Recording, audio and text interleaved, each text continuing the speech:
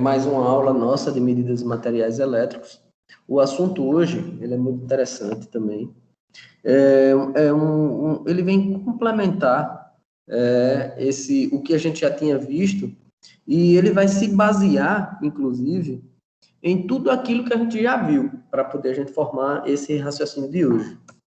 Hoje nós vamos falar para os fundamentos de materiais magnéticos. A gente viu até as características dos materiais magnéticos, mas vamos falar sobre os fundamentos dos materiais magnéticos. E nós vamos falar sobre magnetização e histerese.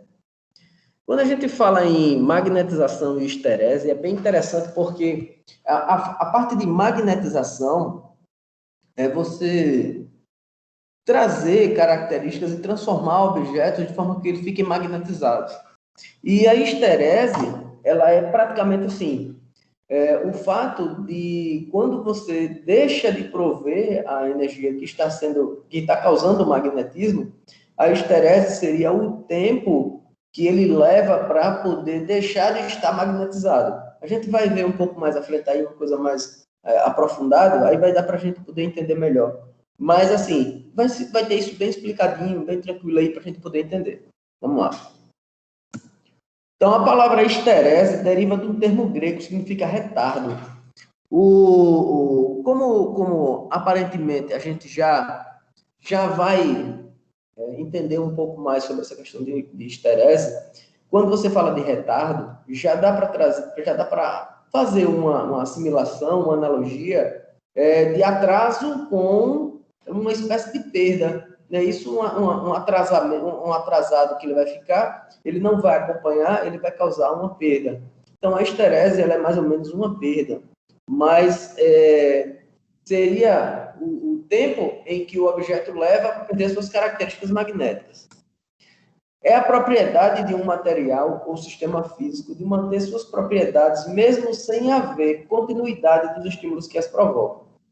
É justamente quando ele fala, deixa eu ver aqui, tem gente aí com o microfone aberto. Prontinho.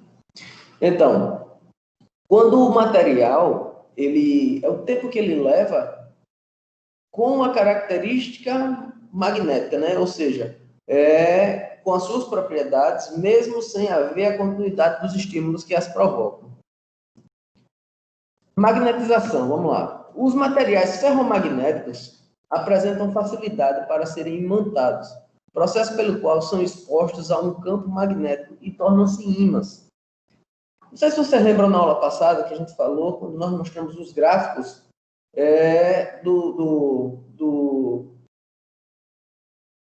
quando tinham os apontamentos spins dentro das esferas, que os ferromagnéticos eles tinham essa tendência de se alinhar mais facilmente. Então, os ferromagnéticos, ele, pela sua característica intrínseca do material, que isso é bem interessante de a gente apontar, porque tudo parte da própria natureza do material. Então, ele é o mais fácil que tem que ser feito, o ferromagnético, ele é o que consegue ser magnetizado com maior eficiência.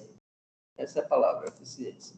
Um material ferromagnético colocado dentro de um solenoide, por onde será conduzida a corrente elétrica. O fluxo de cargas pelo solenoide será um campo magnético que imanta o núcleo ferromagnético. Então, deixa eu voltar aqui um pouquinho, para poder a gente falar um pouco sobre isso aqui. Um material ferromagnético colocado dentro de um solenoide, por onde será conduzida a corrente elétrica, o fluxo de cargas pelo solenoide gera um campo magnético que imanta o núcleo ferromagnético. Vamos entender essa parcela aí, essa parte que ele está falando. Eu vou pegar um material ferromagnético e vou passar por ele, que ele vai ser colocado dentro de um solenoide. Então, eu vou pegar um condutor de cobre, vou passar por uma parte desse material ferromagnético, que eu vou chamar de núcleo, né?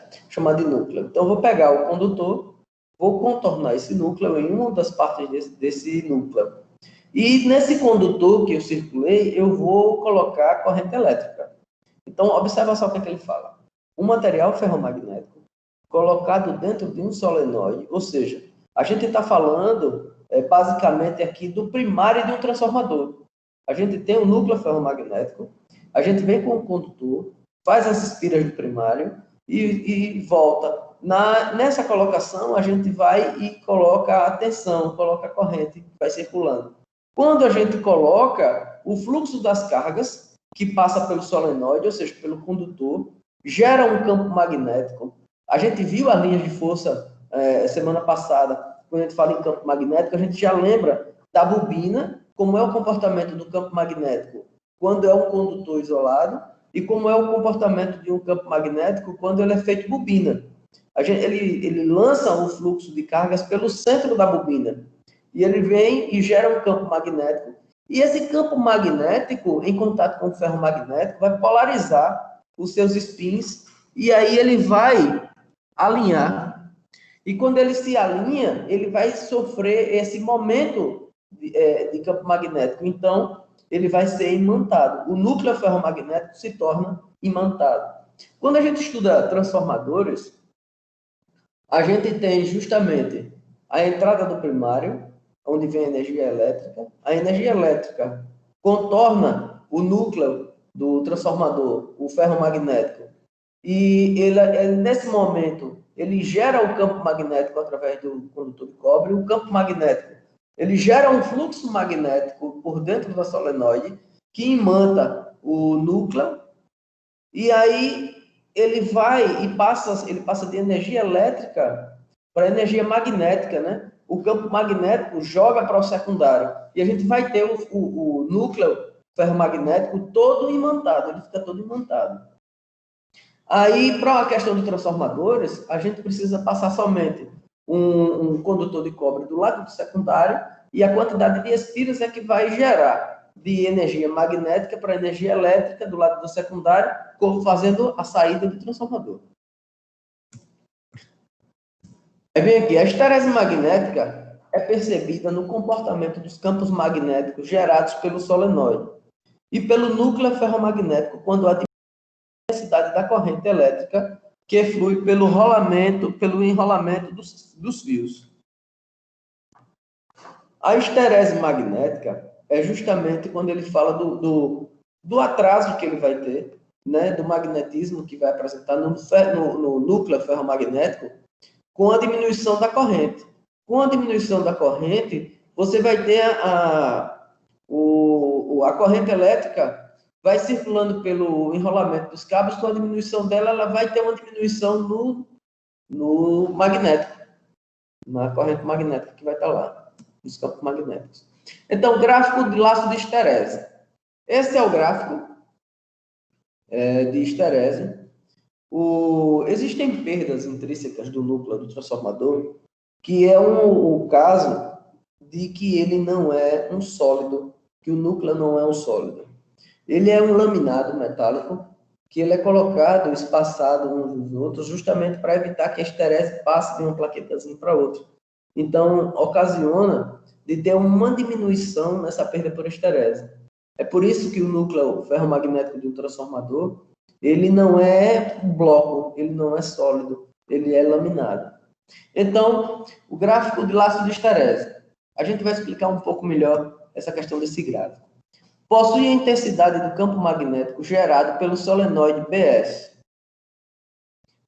e o campo criado pela magnetização do núcleo ferromagnético BM. Então, nós temos aqui o BS no lugar do X e o BM aqui no lugar do Y.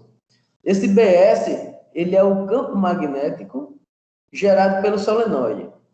E esse BM é o campo magnético gerado pelo núcleo ferromagnético. Então, eu tenho aqui S de solenoide e eu tenho M de ferromagnético, né, do caso da magnetização.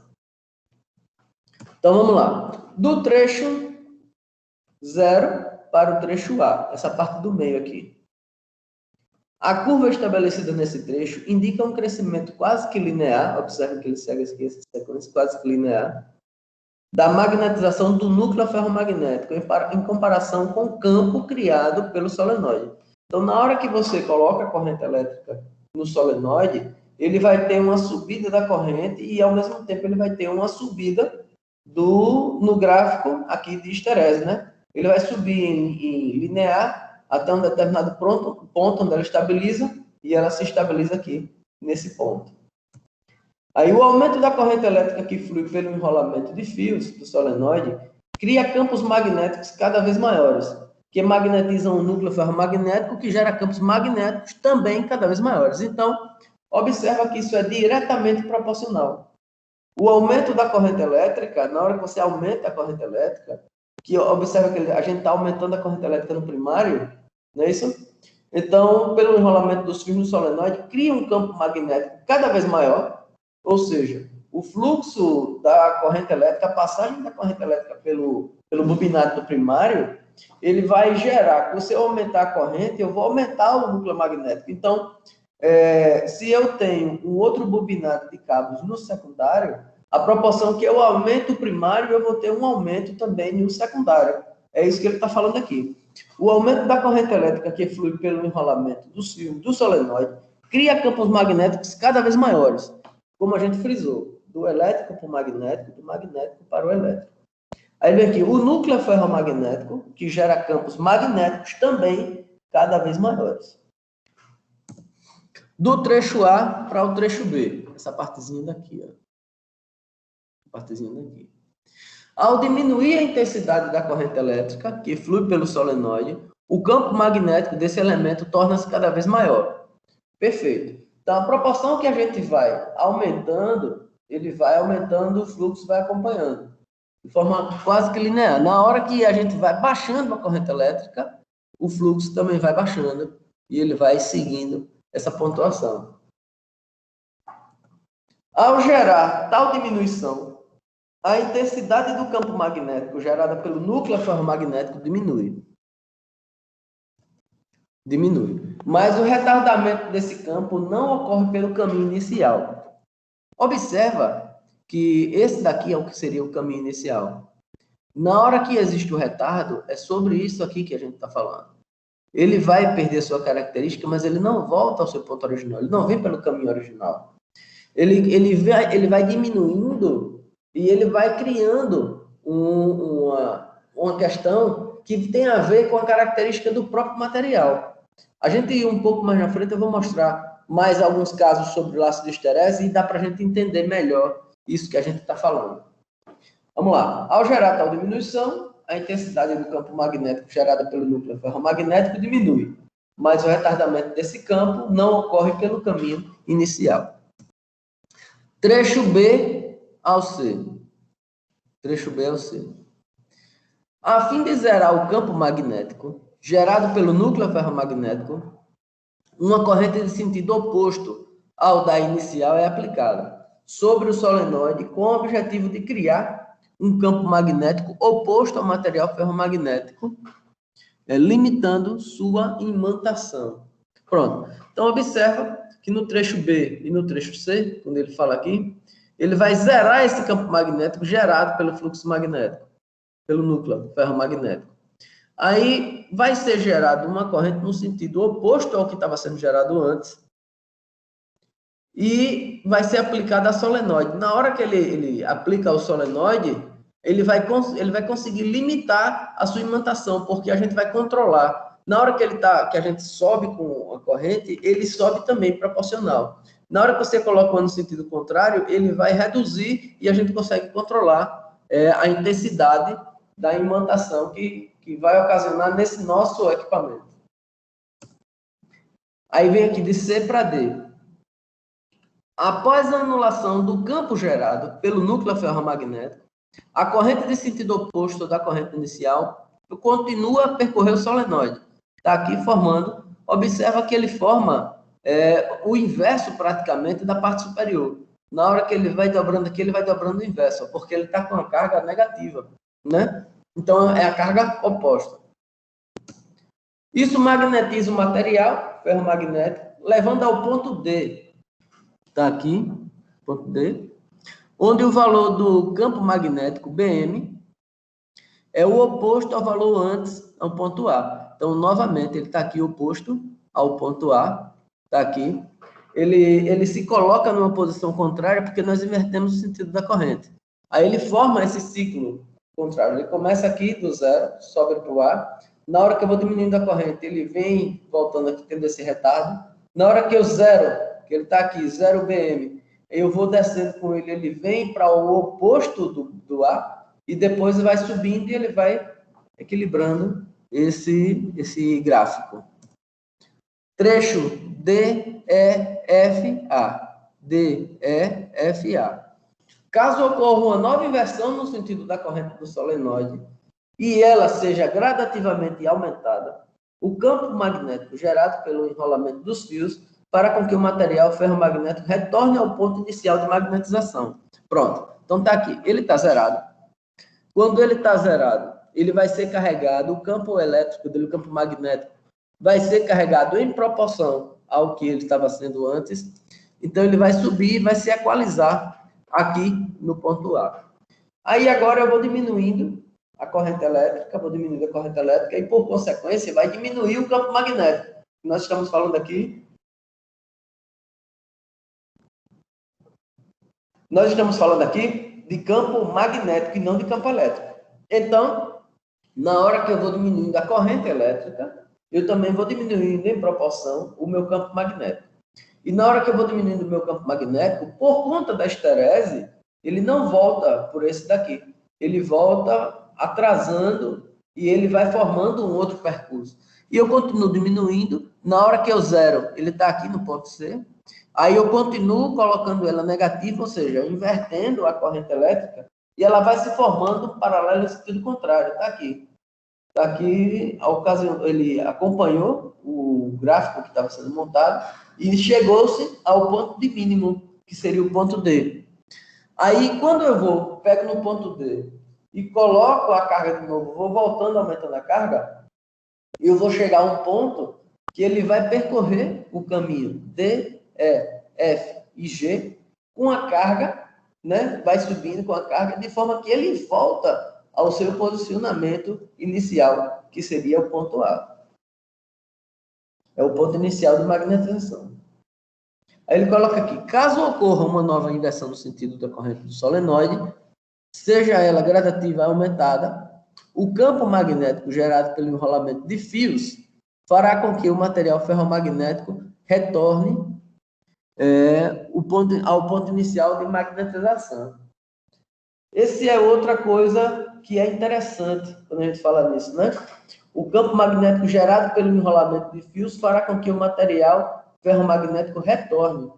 Quando ele fala assim, houve uma inversão no sentido e a corrente do solenoide, ela gradativamente aumentará a corrente do solenoide. O campo magnético gerado pelo enrolamento de fios fará com que o material ferromagnético retorne ao ponto inicial de magnetização. Então, aplicações. A alta ou baixa esterese dos materiais determina o seu uso em diferentes tecnologias. Como eu tinha falado no início, isso tem muito a ver com a questão de característica do próprio material. Estamos falando de materiais magnéticos, né? Estamos falando de materiais magnéticos que nós temos uma variação de muitos materiais magnéticos, mas não seria essa a minha colocação. Nós temos uma variação de composição, de propriedades de cada elemento. Ele ser condutor ou isolante também é uma característica do material. Mas, assim, é a gente que tem que observar justamente qual o tipo do material que está sendo utilizado, se ele vai ser caracterizado como duro ou se ele vai ser caracterizado como mole. A gente vai entrar nisso aí. O ácido temperado é utilizado na fabricação de ímãs artificiais permanentes, por apresentar esterese muito alta, ou seja, o material não pode ser desmagnetizado facilmente. Bom, já está aí mais uma dedicação que vocês têm que ter a respeito desse assunto, porque já é a segunda nomenclatura que ele utiliza para a esterese, né? Quando ele fala assim, está subentendido aqui, o seguinte, repare. O ácido temperado é utilizado na fabricação de ímãs artificiais permanentes. O ácido temperado, ok. Por apresentar uma esterese muito alta, ou seja, o material não pode ser desmagnetizado. Pronto. Quando a gente tem um equipamento de esterese, observa só, ele vai ser, além dele, se ele for um ferro magnético, dele ser muito fácil de se gravar nele, ele não vai se desmagnetizar com muita facilidade. Então, ele apresenta uma esterese muito alta, ou seja, a resistência dele é muito alta em relação à resistência que a gente viu anteriormente. O material não pode ser desmagnetizado facilmente por ser imantado. O chamado ferro doce apresenta esterese baixa, portanto, sua desmagnetização é fácil. Esse material é utilizado na composição de eletroímãs. Bom, como a gente tinha falado, o eletroímã é uma bobina, né, enrolada numa espécie de divisor, num bloco metálico, que é o nosso transformador, né? Então, ele coloca aqui, o ferro doce apresenta esterese baixa. Quando ele apresenta esterese baixa, significa dizer que a gente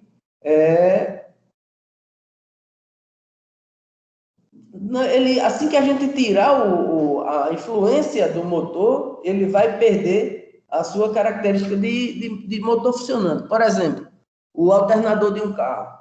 O alternador de um carro ele está ligado na questão da instalação do carro, na bateria do carro.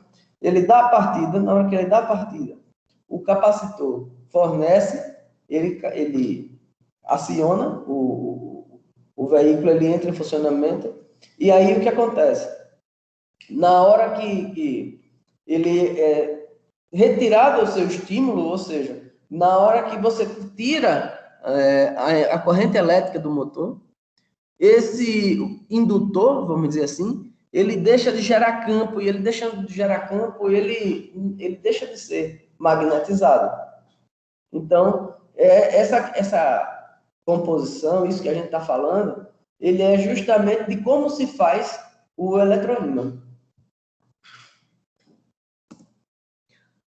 Apresentam-se totalmente desmagnetizados quando são desligados. Exatamente. Quando a gente desliga um motor elétrico, quando a gente desliga alguma coisa que ele não tem um estímulo presente, ele perde as suas características magnéticas, e ele perde as características magnéticas, ele vai e trava mesmo. Ele vai lá e ele deixa de ter as características de condução. Quando a gente fala que ele trava mesmo, ele trava porque ele volta na condição de spins que ele não terá mais a orientação que era antes. Característica de magnetização de materiais magnéticos. Considere agora vários vetores de magnetização M em uma região microscópica do material. A essa região damos o nome de domínio, uma região que possui um vetor de magnetização não nulo em uma mesma direção. Então, deixa eu ver se eu coloquei aqui a figura. Aqui, pronto. O domínio é essa linha daqui do meio. E o domínio é justamente aqui nesse segundo desenho, desenho B, é justamente esse trechinho no meio que acontece a mudança do sinal. Eu vou voltar aqui para poder a gente continuar. Vamos lá. A região damos o nome de domínio, uma região que possui um vetor de magnetização não nulo em uma mesma direção. A magnetização para o material, como um dos todos, é a soma vetorial da magnetização de todos os domínios. A magnetização para o material, como um todo, é a soma vetorial da magnetização de todos os domínios. Em cada domínio há uma transição gradual ao vetor. Magnetização através das chamadas paredes dos domínios. A magnetização para o material como um todo é a soma vetorial das magnetizações de todos os domínios. Ou seja, a gente vai ter o domínio em si, a gente vai pegar todos os domínios e efetuar uma soma vetorial. Ou seja, uma soma vetorial, ela teria que levar em conta também a direção que ela é aplicada. Né? Isso tem a intensidade numérica e a direção que ela é aplicada. Um parâmetro importante para avaliar as características do material magnético é a sua curva de magnetização. Densidade de fluxo magnético, B, depende do campo magnético esquerdo aplicado, que é H, e a sua magnetização do meio M. Aqui no outro slide vai ter uma formulazinha que dá para a gente ver. Vamos lá. B, que é o fluxo magnético, vai ser igual a μ0 vezes H, que esse H é vetorial, mais M vetorial, né? Que seria a magnetização do material, e o H seria o campo magnético externo. Então, a gente consegue calcular a densidade de fluxo por essa formulazinha.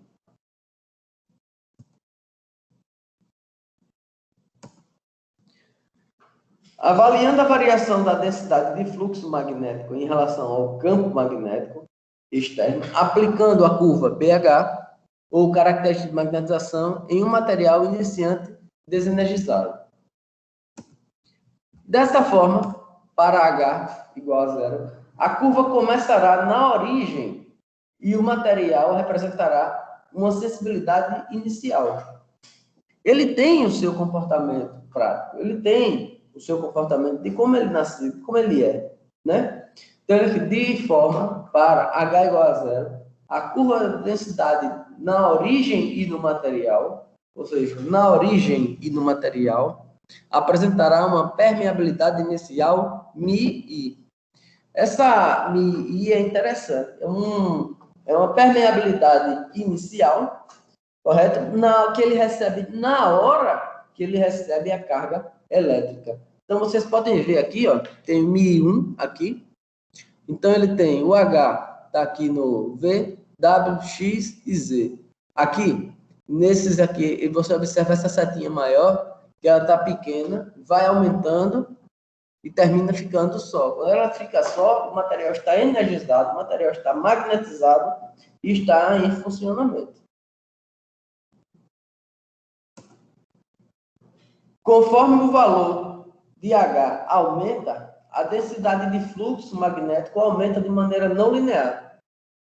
Isto é, sem nenhuma taxa de variação.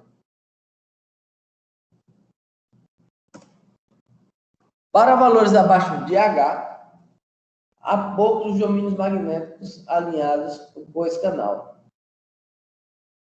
Aí tem aí H e B. E aqui está o gráfico que vai do zero até o A, se não me engano, né? No desenho que vocês têm.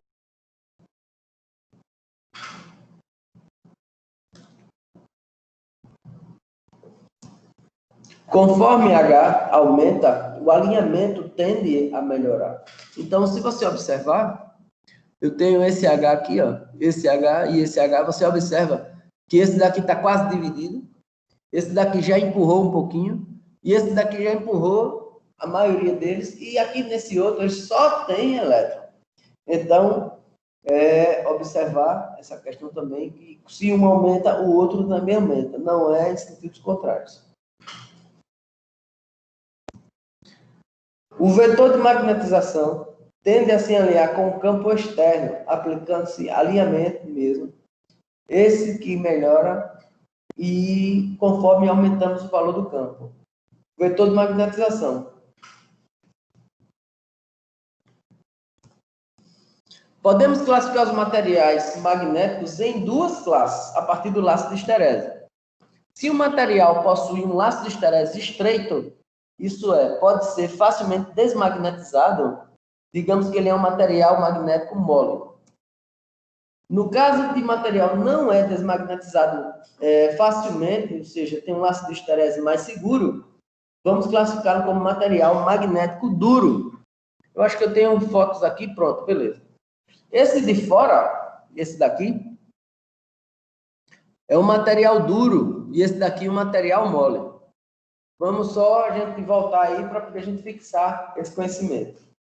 Classificar materiais magnéticos em duas formas. Se o material possuir um laço de esterese estreito, um laço de esterese estreito, que seria esse daqui, no meio, ele é mole aqui. Ele vai ser facilmente desmagnetizado. Então, ele precisa ser mais robusto para poder aguentar. Então, se ele é muito frágil, na hora lá, ele vai perder as características dele. E classificaremos como um material mole, né? O material magnético mole. O material magnético mole, como o próprio nome já diz, é fácil de você retirar, né? Ele é fácil de você retirar, que é o contrário do branco ou do laranja. No caso em que o material não é desmagnetizado facilmente, laço de esterese mais largo, vamos classificar como material magnético duro. Como é que é feito? A desmagnetização. A desmagnetização, ele é aproximado com uma característica de ele equalizar as cargas. Aí, na hora que equaliza as cargas, ele perde a sua polaridade, que estava lá, uma polaridade intrínseca, né? Que nós já falamos. Materiais magnéticos moles são usados em equipamentos em que encontramos campos magnéticos alternados, como núcleo ferromagnético de transformadores e máquinas elétricas. Mas por que usaria o mole ao invés do duro? Nesse caso que a gente está utilizando transformadores e máquinas elétricas. O que é que ocasiona nessa questão de a gente utilizar materiais magnéticos mole e não materiais magnéticos duros? O que é que vocês acham? Por que a gente está utilizando ela sendo mole?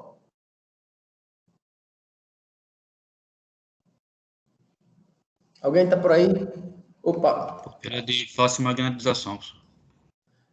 Justamente, porque, na verdade, a gente precisa de uma resposta simultânea, praticamente, Na hora que a gente tira a alimentação elétrica, esse motor, ele tem que ser exato para ele perder a carga magnética, ele perder o campo e ele parar o funcionamento. Essa é a sequência. Então, na hora que a gente tem esses materiais mole, que ele falou em transformadores, máquinas elétricas, é justamente o liga-desliga, No caso, a gente precisa de uma resposta automática e não de uma resposta que demora um tempo para ela ter a resposta.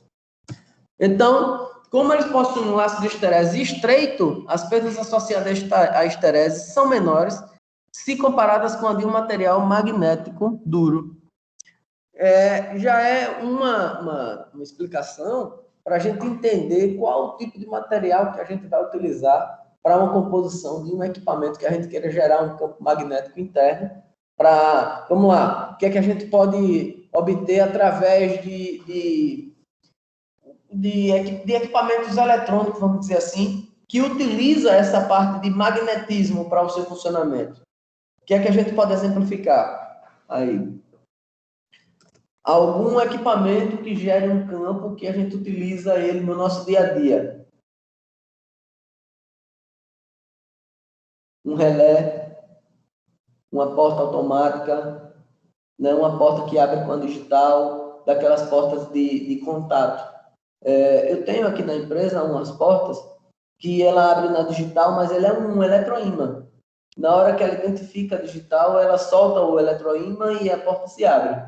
Então, esse é um exemplo, vamos dizer assim, de um material que a gente precisa. Na hora que a gente deixa de ter o estímulo, ele perde a sua característica de campo magnético.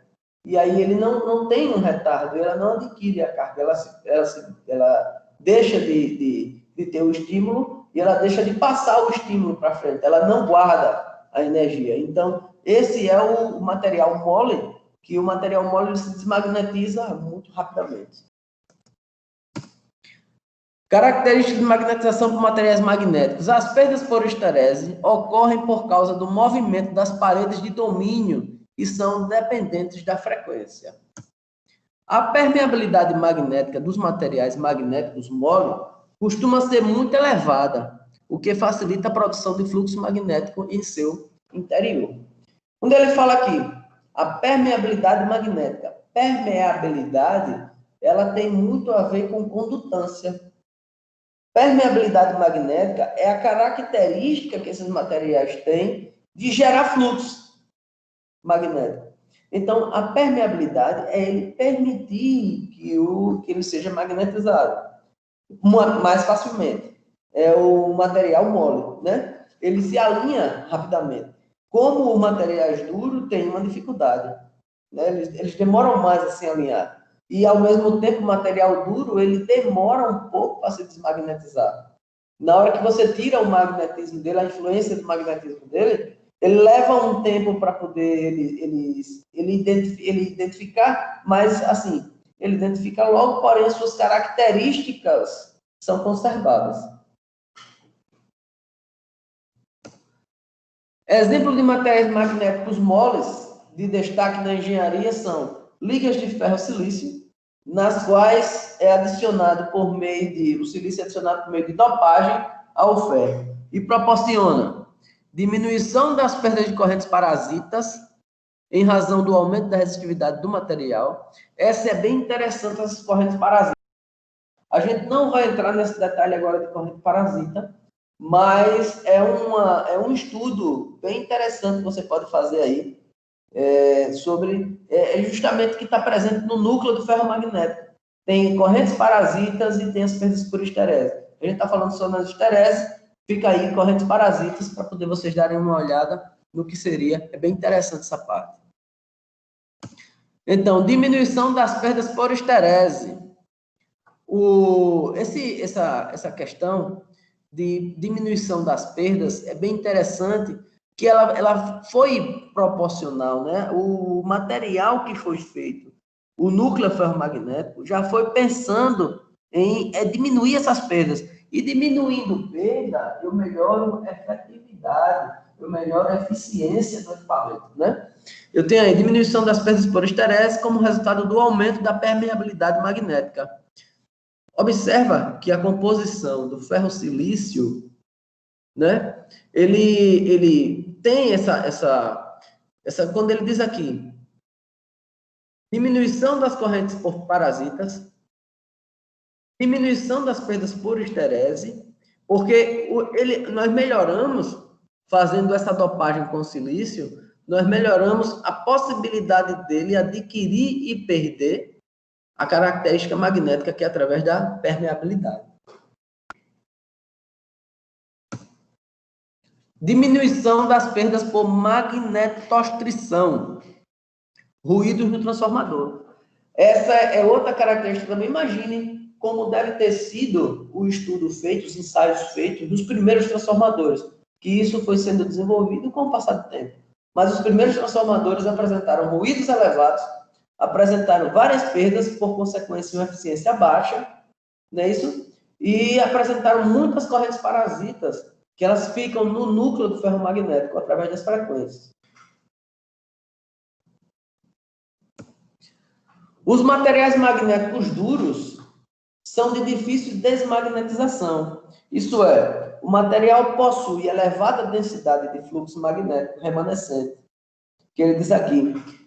Quando a gente fala desse B, ele tem a ver com o fluxo magnético, né? O B é fluxo magnético remanescente, está aqui o Rzinho, e coercividade. Esse fluxo magnético remanescente quer dizer, na hora que você tira o estímulo, o fluxo magnético continua acontecendo, até ele perder essa característica, né? Aí ele fala aqui de novo. Os materiais magnéticos duros são de difícil desmagnetização. Ou seja, após a perda do estímulo, ele continua magnetizado. O laço de esterese desses materiais é mais largo. As perdas por esterese são muito maiores quando comparadas com os materiais magnéticos moles. Deixa eu voltar aqui só para a gente mostrar aqui novamente. Aqui, pronto. Então, nós temos aqui os materiais magnéticos mole e os materiais magnéticos duro.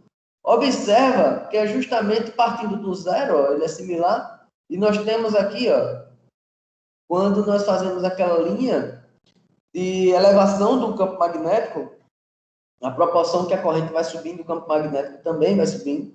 Ela forma observe que os dois estão alinhados nesse ponto, na hora que ela sobe quase que, como ele chama, quase linear, mas ele vem subindo e chega aqui, ele faz aquela curvinha. Observa que a tendência dessa curvinha é atingir essa daqui também. Então, as duas estão alinhadas, ferromagnético mole e ferromagnético duro. Porém, existe uma diferença na hora que você está diminuindo a corrente elétrica. Ele tem um retardo, material duro, ó. Observa que ele atrasa mais, e o material mole ele não atrasa tanto. Ele tem um atraso, mas o atraso é quase que simultâneo. A diferença é muito pouca. Vamos lá. Exemplo de materiais falou sobre ferro-silício, diminuição das perdas por correntes parasitas, diminuição das perdas por esterese, diminuição das perdas por magnetostrição, que é o ruído do transformador. Aí vem, os materiais magnéticos duros são de difícil desmagnetização, isso é, o material possui uma elevada densidade de fluxo magnético remanescente. O laço de esterese desse material é mais largo, as perdas por esterese são muito maiores quando comparadas ao material magnético mole. Os materiais magnéticos duros não são recomendados para aplicações em que encontramos campos magnéticos alternados, sendo comumente utilizado como ímãs permanentes. Tá aí. O ímã permanente, ele é interessante porque ele ocasiona dentro dele, através de uma frequência, vamos lá assim, uma geração de pulso, de um fluxo, né, de geração de uma corrente elétrica, através do movimento de uma bobina dentro de um ferromagnético, material magnético duro, né? Ele gera corrente elétrica através desse fluxo, desse movimento. Que ele pega o campo que o próprio material magnético gera, que é o próprio, ao redor dele, vamos dizer, digamos que eu pego um anel de material magnético duro, e eu tenho esse anel, e aí eu coloco uma bobina dentro desse anel, uma bobina de cobre, uma bobina condutora, e aí eu executo movimentos dentro dessa bobina, dentro dessa circunferência, e esse movimento vai ocasionar uma geração de um campo através de um momento. E essa geração desse campo vai gerar corrente elétrica, que vai ser interpretada. Então, eles não são recomendados para aplicações em campos magnéticos alternados e são utilizados como ímã permanente.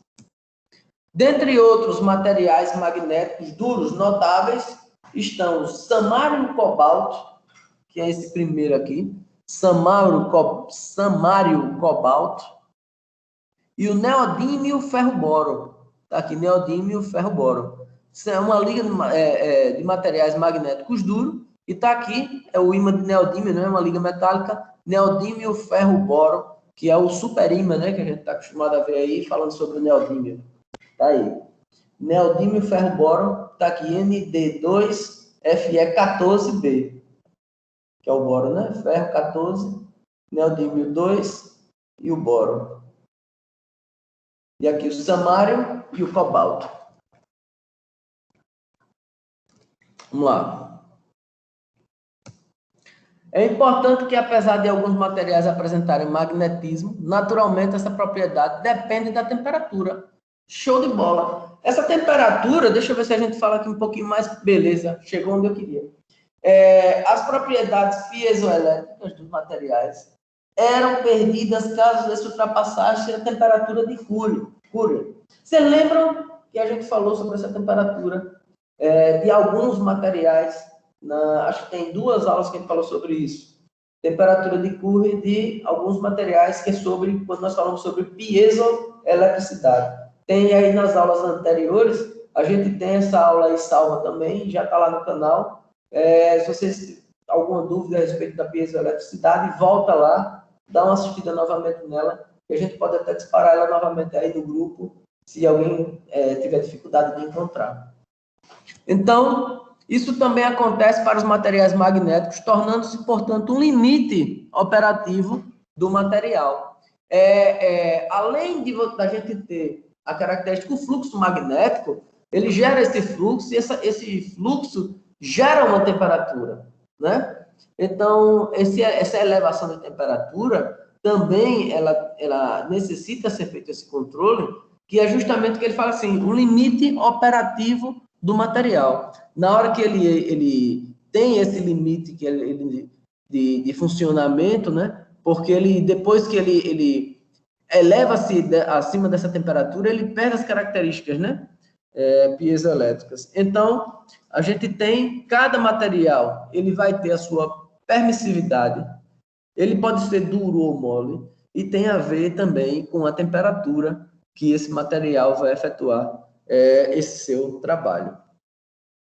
Senhores, deixa eu ver aqui. Eu tenho aqui valores de temperatura de Curie para alguns materiais. Material, imagineodímio e ferro-boro, temperatura de Curie da 310 a 400 kelvins, temperatura de Curie em graus Celsius 37 a 127. Ligas ao níquel, 810 a 900, de temperatura de Curie em Kelvin, temperatura de Curie em graus Celsius 537 a 627. E os ímãs de samário cobalto, de 700 a 750 graus Kelvin e 427 a 477 graus Celsius. Senhores, vamos fazer o seguinte, deixa eu interromper aqui um pouquinho. Deixa eu voltar aqui. Pronto, doutor Clebson, estava com a mão levantada, Clebson? Eu achei de ter visto aqui. Foi isso? É porque tinha um companheiro que estava querendo entrar. Eita, não tinha visto não. Beleza. Vamos fazer o seguinte, vamos dar uma paradinha de 10 minutos. Daqui a pouquinho a gente tá aqui de volta. Aí, uns 5 minutinhos eu já estou por aqui. Chamo vocês e a gente vai conversando aí. Bacana? Então, vou deixar aqui gravando, tá? Eu vou bloquear aqui meu microfone e minha câmera, mas daqui a 5 minutos eu estou de volta. Ok, pessoal? Até daqui a pouquinho.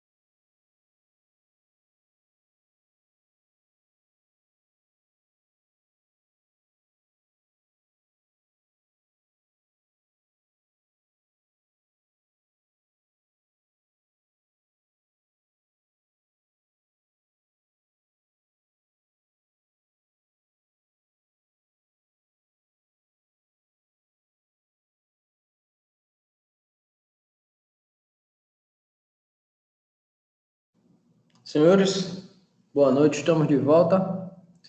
Deixa eu abrir aqui a câmera novamente. Prontinho, estamos por aqui. Deixa eu tirar a lista de frequência agora aqui. Deixa a lista de frequência. Beleza. Prontinho. Vamos lá, vou compartilhar a tela novamente para a gente continuar.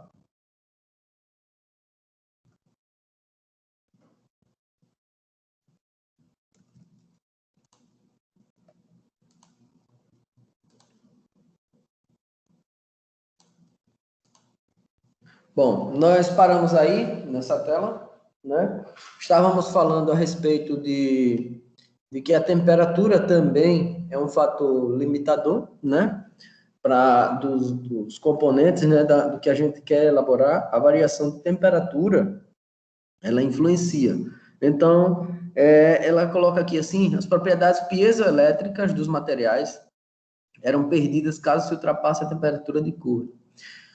Isso também acontece para os materiais magnéticos, tornando-os, portanto, um limite operativo do material. Então, nós aqui falamos a respeito de temperaturas de Coulomb para alguns materiais, ímã de neodímio, ligas ao níquel e ímãs de samário cobalto.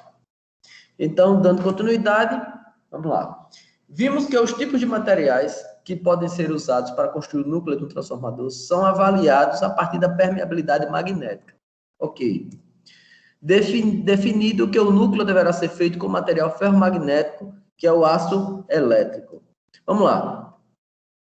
O tipo do material tem a ver com a permeabilidade? Sim, tem a ver com a permeabilidade, porque essa geração de campo magnético que é criado do lado do primário, quando tem os fios, o condutor circula ao lado do primário, que coloca a corrente elétrica, que ele gera o campo, que ele tem que o núcleo é percorrido pelo seu campo magnético, deixando ele imantado, tem a ver com a permeabilidade magnética por conta das perdas que vão acontecer no núcleo. A gente vai ter aí a capacidade dele propagar esse campo magnético e, ao mesmo tempo, ele ser feito como materiais magnéticos mole, que é justamente para a gente ter a exatidão de que quando a gente desligar a parte do primário, quando a gente interromper o estímulo, ele venha a também ser interrompido a parte da esterese, né? Ele tem uma esterese muito baixa, ele tem o mole, ele tem aquela questão, aquele gráfico de esteresezinho estreito, então ele já perde a questão da continuidade do estímulo para frente, quando ele perde a recepção desse estímulo. Então, é extremamente importante, nesse contexto, conhecer as curvas de magnetização e esterese dos materiais magnéticos. Essa também é uma coisa interessante, porque agora a gente já passa a observar que a composição do material, se ele é magnético mole ou se ele é magnético duro, a gente pode avaliar também o gráfico do material, a gente tendo um comparativo com uma base do que é duro, do que é mole, e a gente observa ele no gráfico e a gente pode determinar se esse material ele serve para fazer um núcleo ferromagnético, ou ele vai servir como um ímã permanente, ou ele vai trazer um retardo para essa questão, para a gente interromper aqui e programar uma abertura de algum equipamento, alguma coisa que a gente pode utilizar isso na prática. Se o nosso equipamento trabalhar com campos magnéticos alternados, a relação BH criará um laço de esterese, cuja área interna representa as perdas por esterese. Ok, o BH é o gráfico que a gente viu, a questão do esterese, que vai criar o laço de esterese. O laço de esterese é aquela curva que ele se forma da subida da formação do campo magnético. Quando a gente só diminui a corrente elétrica, ele volta com retardo e tal, fecha aquele ali, é o chamado laço de esterese. Então, se o nosso equipamento trabalhar com campos magnéticos alternados, a relação BH criará um laço de esterese, cuja área interna representa as perdas por esterese. Se esse laço for largo, o material será do tipo magnético duro e, portanto, de difícil desmagnetização, o que implicará em perdas de esterese muito altas. Caso o laço de esterese seja mais estreito, o material será do tipo magnético mole, ou seja, de fácil desmagnetização, que apresenta baixas perdas por esterese. Só essa questão aí de fixar, já está deixando claro a questão de dureza ou permissividade a partir do gráfico, da observação do gráfico do laço de esterese. As perdas nos transformadores devem ser sempre as menores possíveis, para que eles se tenha maior eficiência. Falamos sobre isso no início da aula de hoje, quando nós falamos a respeito dos materiais que compõem o núcleo ferromagnético, e a sua fração, né, ele é uma... Não sei se vocês já abriram um transformador mesmo que queimado em casa, a pessoa desmonta para ver como é que funciona. Ele tem umas lâminas no formato de uma letra E, uma virada para outra, assim, que é onde estão os bobinados, que é justamente aquelas lâminas que eles são fracionados justamente para evitar essa propagação dessas perdas e das correntes parasitas. Então, essa formatação ela é planejada para que isso não seja propagado. Então, ele vem aí. A escolha de um material ferromagnético mole para construir o núcleo é uma forma de diminuir as perdas em relação ao material duro, porque o próprio material duro, ele deixa permanecer, vamos dizer assim, esse campo magnético. E esse campo magnético, da forma que ele deixa permanecer, ele fica muito, como é que eu posso falar? Muito voltado, ele permite muito esse acúmulo das correntes parasitas, né? E apesar de que a gente já viu que ele tem uma esterese muito alta. Então, os materiais que apresentam uma magnetização permanente, como é o caso do óxido de ferro ou do cromo, permitem a construção de fitas magnéticas, como as fitas cassete, disquete de computador, mesmo os discos rígidos de computadores. Vocês lembram, na época da fita cassete, que ela tinha as fitas cromo, tinha as fitas de óxido de ferro, tinha tudo, não era que tinha a fita mais famosa na época, era a BASF e a TDK, né? Que elas, quando tinha a fita, aí tinha extra cromo e tal, era uma fita que ela permitia que fosse gravado mais vezes, né? Então, é justamente essa questão. Como as fitas cassete, disquete, computadores e até mesmo discos rígidos dos computadores, material que apresentava uma magnetização permanente. Você gravava e ele ficava, né? Você guardava e você poderia ouvir quantas vezes você quisesse. Ela permitia essa geração desse campo magnético. Era na fita cassete. As informações são gravadas em forma de pontos magnetizados, que permanecem assim por um longo tempo, mesmo sem a presença de um campo magnético externo. Processos de imantação. Esse é interessante porque esse processo de imantação ele é muito análogo e não deixa de ser um paralelo, vamos dizer assim, de um processo de eletrização, né? A imantação é o processo de magnetização de um material que não apresenta características de ímã. Ou seja, quando a gente tem, fazendo a analogia que a gente tinha estudado a respeito de tipos de eletrização, vocês vão ver que é muito similar. A gente tinha inicialmente uma esfera eletrizada e tal, aproximou-se de uma esfera inicialmente neutra. Aí ele vem aqui. Imantação é o processo de magnetização de um material, ou seja, adquirir características magnéticas, um material que não apresentava características de ímã, ou seja, ele estava inicialmente neutro, né? Vamos lá. Após ser imantado, o material transforma-se temporariamente em um ímã, ou seja, ele vai adquirir a característica, ele vai apresentar uma carga, só que agora não é uma carga elétrica, e sim uma carga magnética, né? Através de um contato com um material inicialmente já carregado, vamos dizer assim. Os materiais ferromagnéticos podem ser facilmente imantados.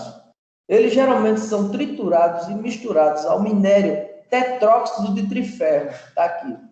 Fe3, tritóxido de tetróxido, está aqui 4 oxigênios, e 3 de ferro. tetróxido de triferro, que é um ímã natural para a composição de ímãs permanentes artificiais. Pronto, então está aqui. Esse tetróxido de triferro, ele naturalmente já tem essa característica magnética. Aí você pega um ferromagnético, no qual o ferromagnético já adquire uma característica magnética facilmente. Então, você pega, tritura tudo junto, e aí você consegue formatar ele assim, e ele fica um ímã permanente, porque o tetróxido de triferro já vem com a carga magnética antes. Então, exemplo de substância que pode ser facilmente imantadas: ferro, níquel, cobalto e determinadas ligas metálicas. Existem 3 formas de imantar um material. A imantação é um processo reversível, ou seja, o corpo imantado possuirá as características de um ímã somente por um pequeno espaço de tempo. Então, vamos avaliar aqui o que é que essa informação está falando. Existem 3 formas de imantar um material, ok. A imantação é um processo reversível, quer dizer, em algum momento esse processo vai ser interrompido e ele vai perder as características de imantação, de ímã que ele tinha, não é isso? É um processo temporário. O corpo imantado possuirá características de ímã somente por um pequeno espaço de tempo, ou seja, estamos falando de ferromagnéticos, estamos falando de corpos moles, né? De magnético mole, ou seja, ele vai adquirir uma característica temporária, mas na hora que ele tiver o seu estímulo interrompido, ele deixa a sua característica, ele deixa de ter essa característica apresentada. Então, vamos lá. Imantação por contato. Observa que é muito similar com a eletrização por contato, né? Agora estamos falando de imantação, seria magnético. Ocorre quando o material a ser imantado permanece unido a um ímã por determinado intervalo de tempo. A atuação do campo magnético gera orientações dos elétrons constituintes do corpo, que passa a ser um ímã momentâneo. Pronto. Isso acontece quando a gente tem, por exemplo, um ímã permanente em contato com a chave de fenda. A chave de fenda vai adquirir características magnéticas para a gente poder tirar aquele parafuso que está lá no cantinho. Então, a gente já aproxima ele, já coloca, a gente já utiliza isso para a gente. Aí, ele tem aí, ocorre quando o material a ser imantado permanece unido ao ímã por determinado intervalo de tempo. A atuação do campo magnético gera a orientação dos elétrons. Volta para aquela questão dos spins, que a gente estudou na aula anterior. Constituintes do corpo, que passa a ser um ímã momentâneo. Eletrização por atrito. Ocorre quando o material desmagnetizado é friccionado a um ímã permanente, sempre em um mesmo sentido. A fricção magnetizará o material, que se tornará um ímã momentâneo. Interessantíssimo também. A gente volta àquela questão da eletrização por atrito, né? Na hora que a gente fricciona, a gente tira uma característica e coloca uma característica na outra peça, de forma que eles ficam os dois carregados eletricamente. Aqui nós estamos falando de magnetização. Então, da mesma forma, a gente fricciona na mesma direção e aí a gente vai conseguir que aquela ferramenta, que aquela coisa fique imantada por um determinado tempo, né? Mesmo após o intervalo, dependendo da característica do material que a ferramenta for feita, a gente vai conseguir que ela fique um pouco mais, de mais tempo imantada. Imantação por corrente elétrica. O experimento de Ørsted mostra que a carga elétrica em movimento gera um campo magnético. Portanto, caso um material desmagnetizado seja enrolado por um fio que conduz corrente elétrica, o campo gerado pela corrente o desmagnetizará.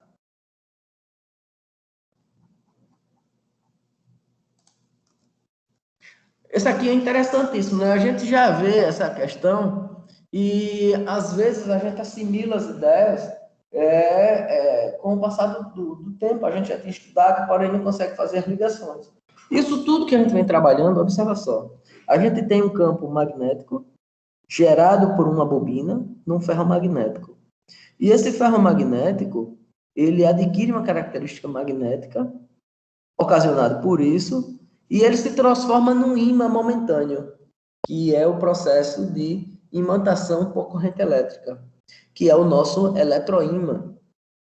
E essa figura que nós estamos aí agora, ela é nada mais, nada menos do que um eletroímã, né? Esse daí é um guindaste, que é utilizado em alguns países, aqui eu acredito que deve ter também no Brasil, porém não sei especificar em qual região, mas deve ter, essa tecnologia não é diferenciada assim, já é mundial.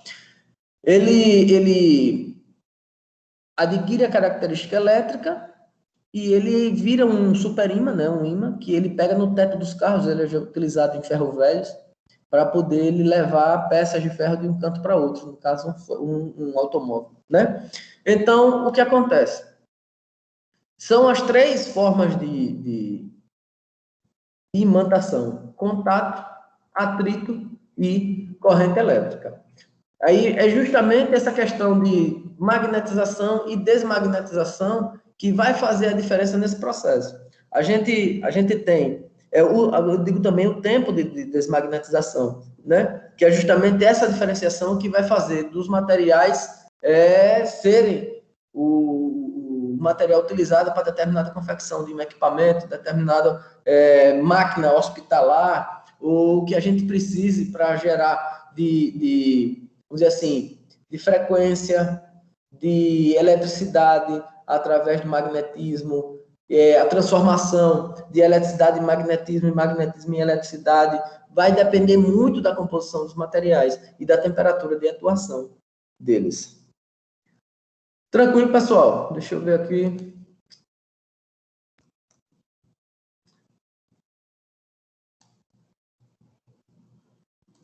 Tudo sossegado aí com vocês? Cadê vocês? Como é que vocês estão? Tudo tranquilo aí? Tranquilo. Show de bola. Então, vamos fazer o seguinte. Deixa eu salvar aqui.